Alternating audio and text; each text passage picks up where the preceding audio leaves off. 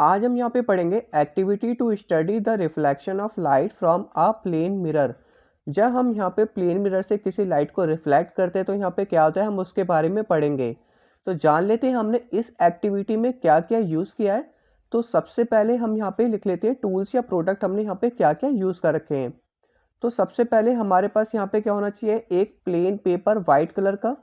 हमने यहाँ पे क्या लिया है, प्लेन पेपर लिया है। किस कलर का लिया है, वाइट कलर का लिया है। यहाँ पे मैं लिख देता हूँ वाइट, जिससे हमें याद रहे। सेकंड हमने यहाँ पे क्या लिया है, सेकंड हमने यहाँ पे मान लो कि प्लेन मिरर लिया है। क्या लिया है हमने, प्लेन मिरर लिया है। थर्ड हमने यहाँ पे क्या लिया है, थर्ड हमने यहाँ पे कॉम्ब लिया है।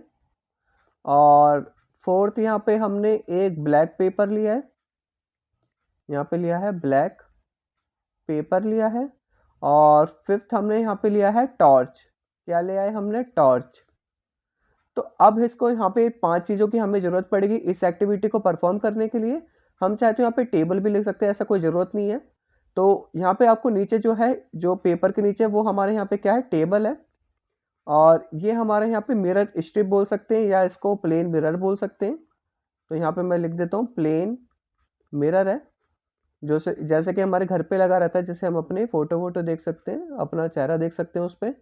तो ये हमारा प्लेन मिरर है। और ये हमारा यहाँ पे क्या है, ये हमारा कॉम्ब है। कॉम्ब मतलब कंघा, जैसे हम बाल काटते हैं। और ये हमारे यहाँ पे बीच में इसने गैप कर रखा है जहाँ पे हम यहाँ पे टॉर्च लगा सके।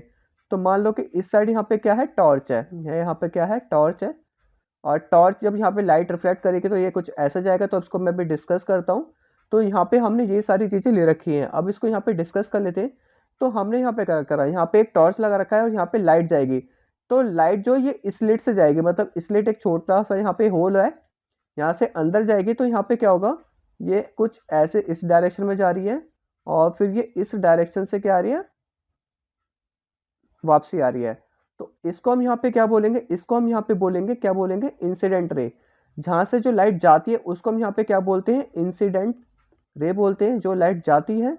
और जो लाइट रिफ्लेक्ट होती है उसको यहाँ पे क्या बोलते हैं, रिफ्लेक्टेड रे। तो यहाँ पे मैं लिख देता हूँ, इसको हमने बोला यहाँ पे क्या है, रिफ्लेक्टेड रे बोलते हैं इसको। और एक बीच में हमारा यहाँ पे क्या होता है, नॉर्मल होता है। यहाँ पे क्या होता है, हमारा नॉर्मल होता है। और ये हमारी तीन चीज़ें क्या होती है, एक ही प्लेन पे लाई करती है, उसको हम यहाँ पे आगे डिस्कस करेंगे।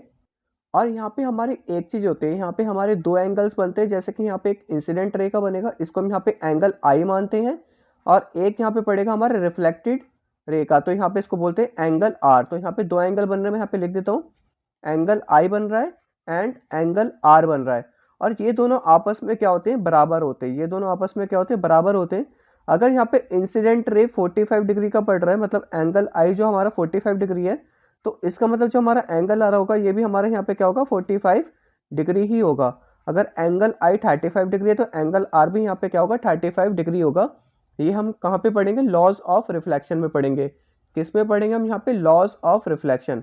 लॉज ऑफ रिफ्लेक्शन में यहाँ पे क्या बोलता है कि जितने भी यहाँ पे इंसिडेंट रे, रिफ्लेक्टेड रे और नॉर्मल कि एक ही प्लेन पे लाई करते हैं, उसका हम यहाँ पे एक्टिविटी भी पढ़ेंगे। और यहाँ पे क्या बोलता है, जो एंगल ऑफ इंसिडेंस है और एंगल ऑफ रिफ्लेक्शन, ये दोनों आपस में क्या होते हैं, बराबर होते हैं।